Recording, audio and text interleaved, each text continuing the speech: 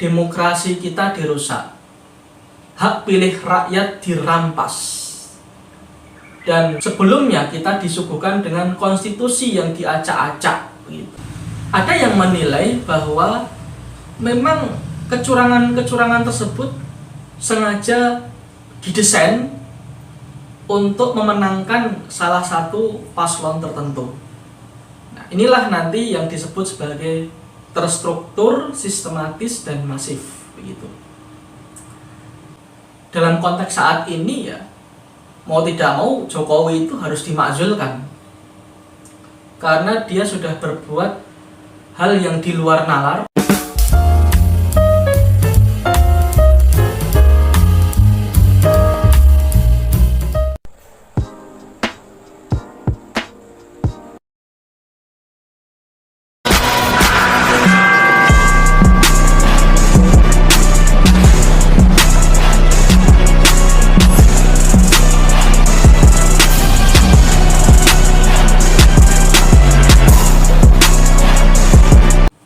Assalamualaikum warahmatullahi wabarakatuh. Welcome back to my channel Millennial Insight Media. Baru saja kita telah menyelenggarakan sebuah event besar bangsa ini, yaitu Pemilu 2024 yang dilaksanakan pada 14 Februari yang lalu. Namun kita disuguhkan sebuah kabar peristiwa yang sungguh sangat menusuk hati masyarakat Indonesia, yaitu adanya kecurangan secara terstruktur, sistematis, dan masif di dalam pemilu 2024 ini. Maka banyak yang mengatakan bahwa pemilu ini adalah pemilu terburuk sepanjang sejarah, pemilu terburuk setelah reformasi tahun 1998. Sebelum pemilu kita disuguhkan sebuah fakta yang juga mengejutkan dan membuat orang justru meragukan apakah pemilu 2024 ini akan berjalan dengan jujur dan adil sebagaimana diamanahkan dalam Undang-Undang Dasar 1945. Di dalam film yang cukup viral, yaitu yang bernama Dirty Vote, film itu menggambarkan bahwa telah terjadi adanya sebuah kecurangan secara terstruktur, sistematis, dan masif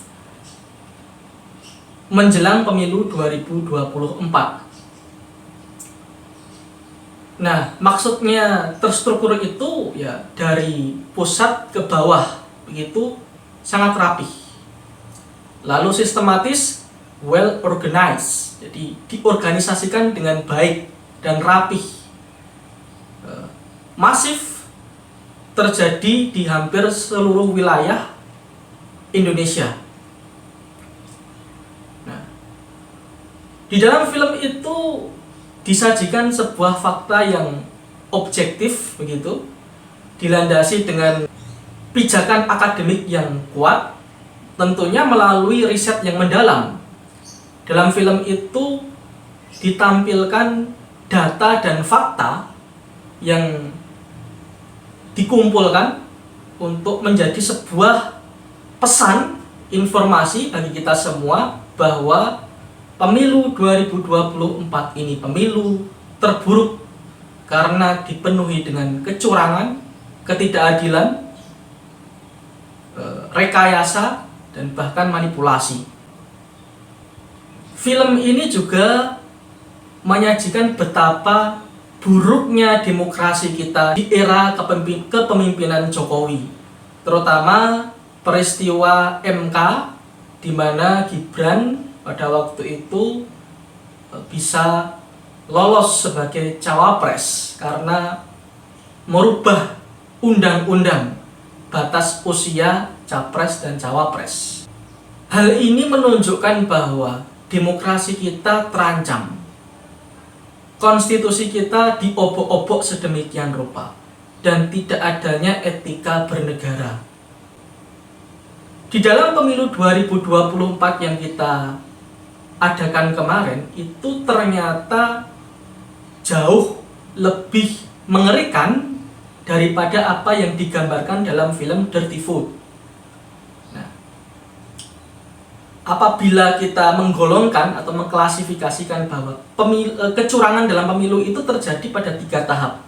Yang pertama, pra-pemilu, seperti yang digambarkan dalam Dirty Food. Yang kedua, yaitu ketika pemilu itu sendiri atau proses pemilu, di mana di situ terjadi kecurangan secara masif begitu di banyak tempat. Kalau kita melihat video-video yang viral itu, ya, misalnya banyak surat suara yang sudah tercoblos yang justru menguntungkan paslon tertentu. Lalu yang berikutnya yaitu kecurangan setelah pemilu. Nah, kecurangan setelah pemilu itu yaitu dengan adanya penyajian data yang anomali, ya, yang justru menguntungkan paslon tertentu. Misalnya adanya penggelembungan data, di mana data yang ditampilkan Sirekap itu yang ada di KPU itu ternyata berbeda dengan C1 plano yang menjadi dasar acuan di dalam mengambil data.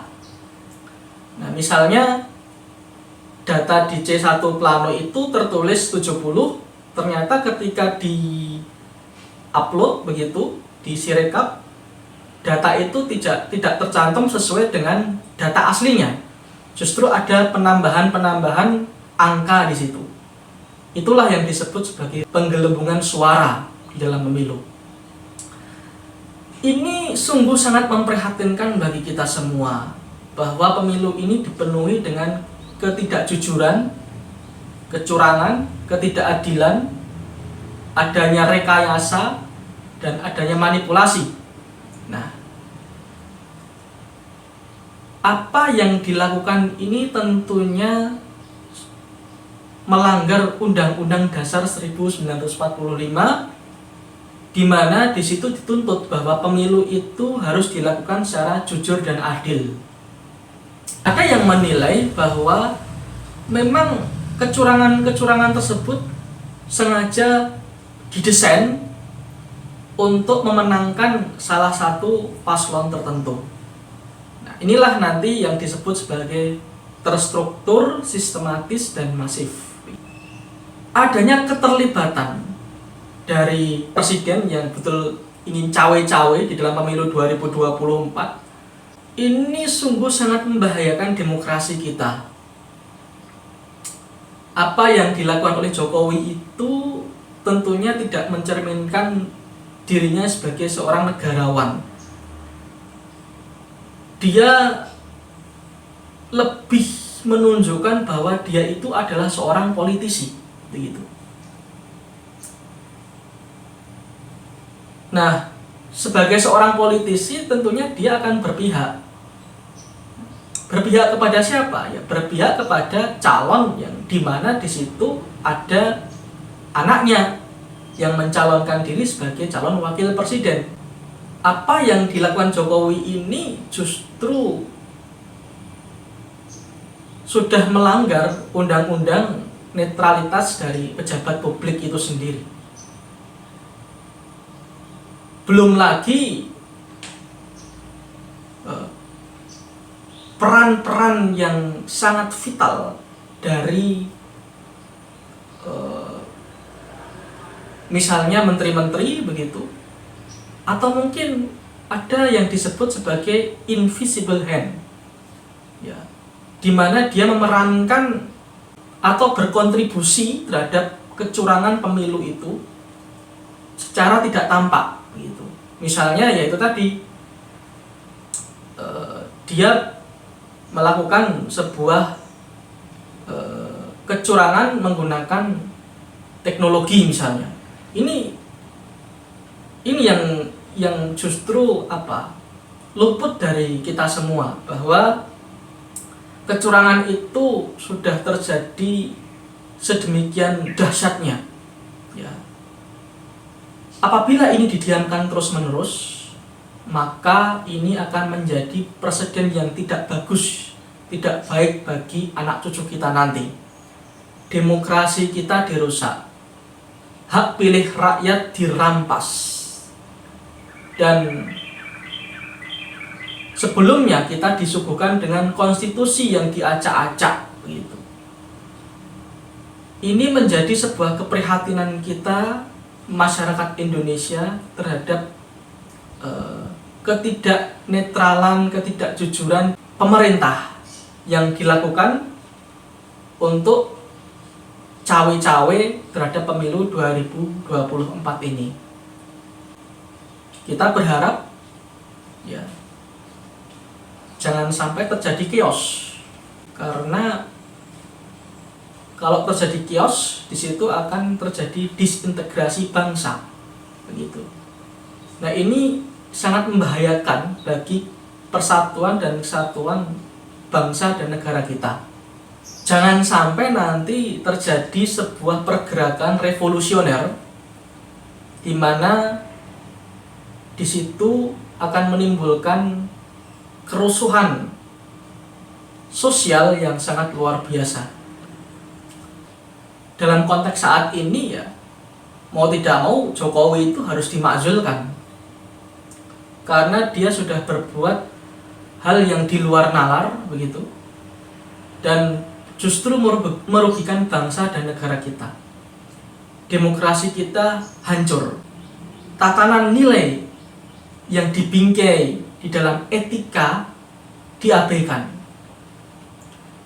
dan konstitusi sebagai sebuah landasan di dalam kehidupan bernegara dirusak, dirubah sesuai dengan sekehendak hati untuk memuluskan jalan para politisi yang busuk itu tadi.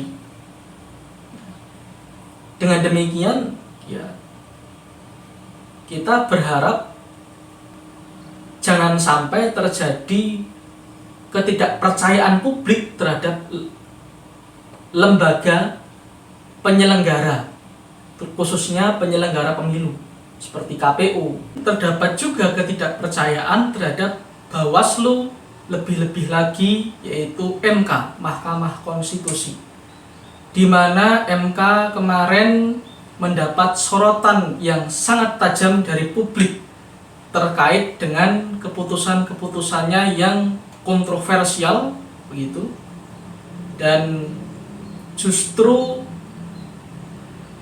menunjukkan bahwa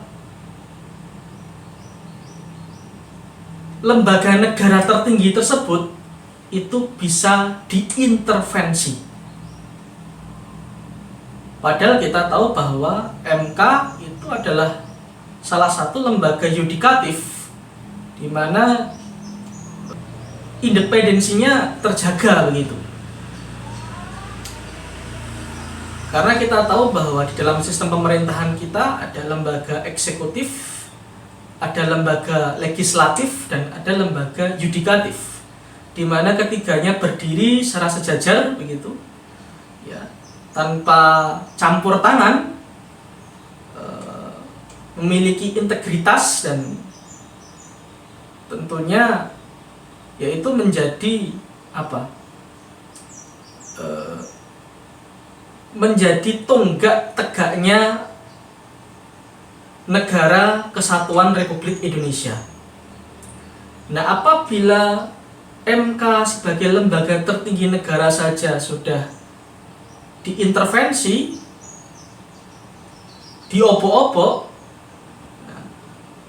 bagaimana publik nanti bisa percaya bahwa lembaga ini masih betul-betul bisa memberikan kepercayaan kepada publik untuk menjaga harkat dan martabat bangsa melalui sebuah konstitusi di mana itu menjadi dasar bagi kita menjalankan negara ini. Nah, ini menjadi keprihatinan bagi kita semua, ya.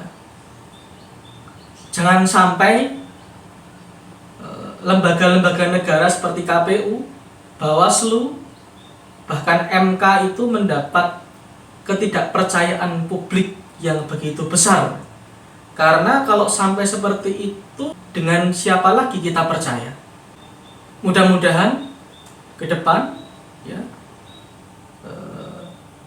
semuanya masih bisa diperbaiki, masih bisa mendapatkan simpati dan harapan publik untuk menegakkan pemilu ini secara jujur dan adil. Demikian dari saya. Wassalamualaikum warahmatullahi wabarakatuh. Comment, like, subscribe.